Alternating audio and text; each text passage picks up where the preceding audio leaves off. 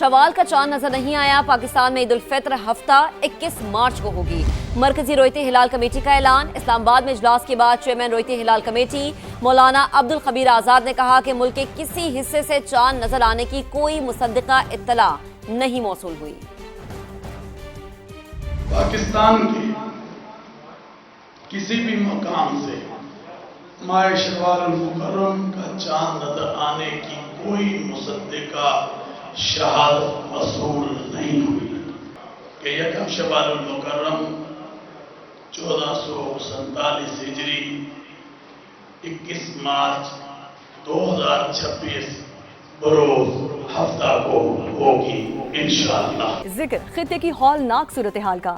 मशरक़ वुस्ता में तवानाई तनसीबात पर हमलों की जंग छिड़ गई। ईरान ने पारस गैस फील्ड पर हमले का भरपूर जवाब दिया। कतर में दुनिया के सबसे बड़े गैस स्टेशन रास लफान पर हमला कर दिया। आग पर कई घंटे बाद काबू पा लिया गया है। हमले में कोई जानी नुकसान नहीं हुआ। अबू धाबी में हबशान गैस तनसीब और बाब ऑयल फील्ड को भी निशाना बनाया गया है। ऑपरेशन आर्जी तौर पर मुअत्तल। कुवैत की ऑयल रिफाइनरी पर भी ड्रोन हमले के बाद आग भड़क उठी। सऊदी अरब की सामरफ रिफाइनरी पर ड्रोन हमला किया गया। वजारत दिफा के मुताबिक एक बैलिस्टिक मिसाइल को तबाह कर दिया गया। बरतानवी मैरीटाइम के मुताबिक कतर में बहरी जहाज पर भी मिसाइल हमला किया गया है। यूएई ने 7 मिसाइल और 15 ड्रोन मार गिराने का दावा कर दिया। बहरीन में ड्रोन हमलों के बाद सायरन बज उठे। उधर ईरान ने आबनाए हुर्मुज़ से गुजरने वाले जहाजों से फीस लेने का फैसला कर लिया है। पर दोबारा हमला हुआ तो पारस गैस फील्ड तबाह कर देंगे। खतरनाक हद तक जाने से भी नहीं हिचकिचाऊंगा। अमरीकी सदर डोनाल्ड ट्रंप की ईरान को धमकी। सोशल मीडिया पर बयान में कहा कि कतर तनाज़े में किसी भी तरह मुलव्विस नहीं था।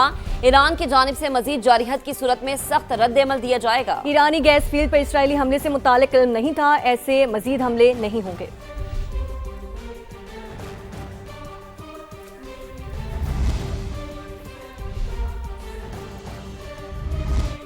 अमरीकी वजीर जंग की आज ईरान पर मजीद तबाहकुन हमलों की धमकी। बोले तेहरान किसी सूरत जौहरी हथियार नहीं रख सकता। ईरानी बहरिया के 120 जहाज तबाह कर दिए। पीट हेगसेथ ने अमरीका का साथ ना देने पर यूरोपीय ममालिक पर शदीद तनकीद की। The media's objectives, not Iran's objectives, not new objectives, our objectives, unchanged, on target, and on plan.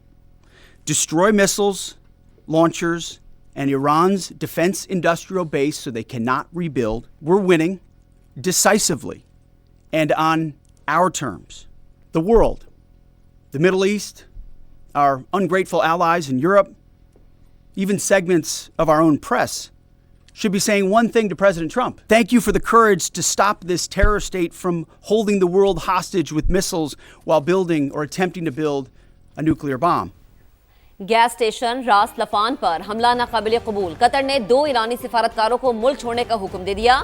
अमीर कतर का फ्रांसीसी सदर से टेलीफोनिक राबता। ईरानी हमले को इश्तियाल अंगेजी करार दिया। कहा तवानाई और पानी की तनसीबात पर हमले खित्ते का इस्तेहकाम खतरे में डाल सकते हैं। फ्रांसीसी सदर ने शहरी इलाकों और हसास तनसीबात पर हमले फौरी बंद करने का मुतालबा किया। स्पेन के वजीर खारजा कहते हैं कि मशरक़ वुस्ता का तनाज़ा यूरोप को भी मुतासिर कर रहा है।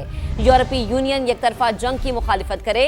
ओमानी वजीर खारजा ने कहा कि अमेरिका का अपनी खारजा पॉलिसी पर कंट्रोल नहीं रहा। वाशिंगटन और इसराइल जो चाहते हैं वो हासिल नहीं कर सकते। ईरानी हमलों पर जवाब का हक महफूज रखते हैं। वक्त आने पर सऊदी क़यादत फौजी इक़दाम करेगी। सऊदी वज़ीर ख़ारजा फैसल बिन फरहान ने वाज़ेह कर दिया। कहा ईरान ने अपने पड़ोसियों के साथ दुश्मनों जैसा रवैया अपनाया। तेहरान समझता है कि खलीजी रियासतें जवाब देने के काबिल नहीं तो उसका अंदाज़ा गलत है। रियाद में अरब और इस्लामी वज़राए ख़ारजा की अहम बैठक। खित्ते में ईरानी हमलों की शदीद अल्फाज में मज़म्मत। हमले फौरी रोकने का मुतालबा। आबनाए हुर्मुज़ को महफूज बनाने और आलमी तिजारत के तहफ़्फ़ुज़ पर जोर। इजलास का अलामी जारी कर दिया गया।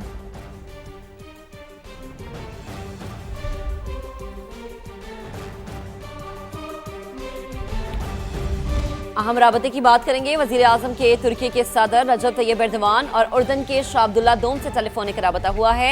शहबाज शरीफ ने दोनों रहनुमाओं को ईद उल फित्र की मुबारकबाद दी। गुफ्तगू के दौरान मशरिक़ वुस्ता की मौजूदा कशीदा सूरत हाल पर तबादला ख्याल किया गया।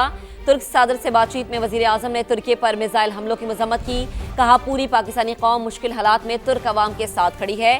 دونوں رہنماؤں کا اتفاق تھا کہ علاقائی صورتحال کا حل صرف مذاکرات کے ذریعے ہی ممکن ہے۔ فریقین نے افغانستان کی صورتحال پر بھی گفتگو کی۔ اردن کے شاہ عبداللہ دوم سے رابطے میں وزیر اعظم نے اردن پر حملوں کی شدید مذمت کی اور خطے میں کشیدگی کم کرنے اور سفارتی حل پر زور دیا۔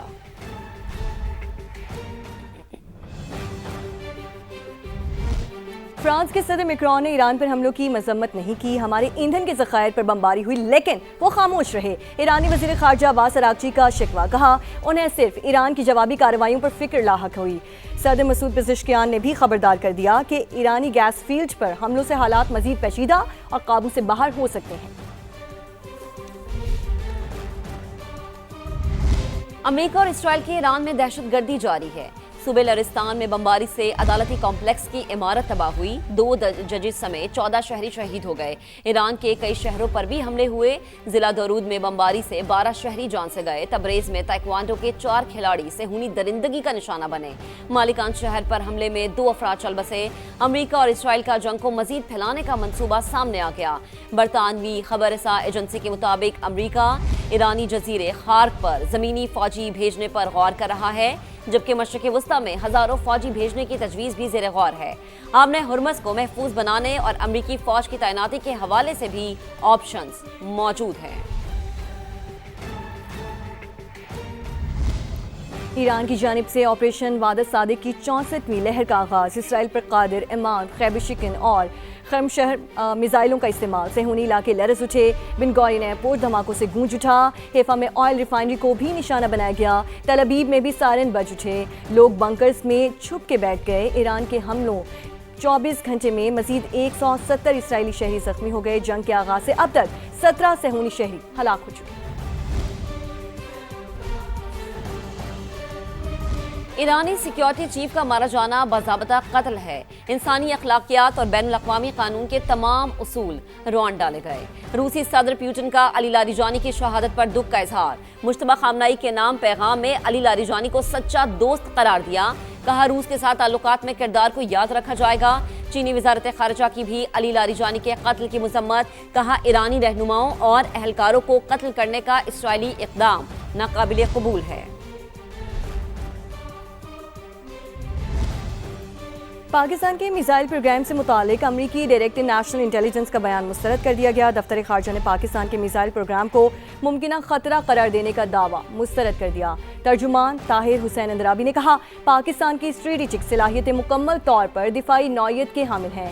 پاکستان کا میزائل پروگرام حد سے کہیں کم ہے، جبکہ بھارت کے زائد فاصلے تک مار کرنے والے میزائل خطے کے لیے باعث تشویش ہیں۔ ترجمان دفتر خارجہ کی جانب سے مزید کہا گیا کہ پاکستان امریکہ کے ساتھ باہمی احترام، عدم امتیاز، تعمیری روابط کے فروغ کے لیے پرعزم ہے۔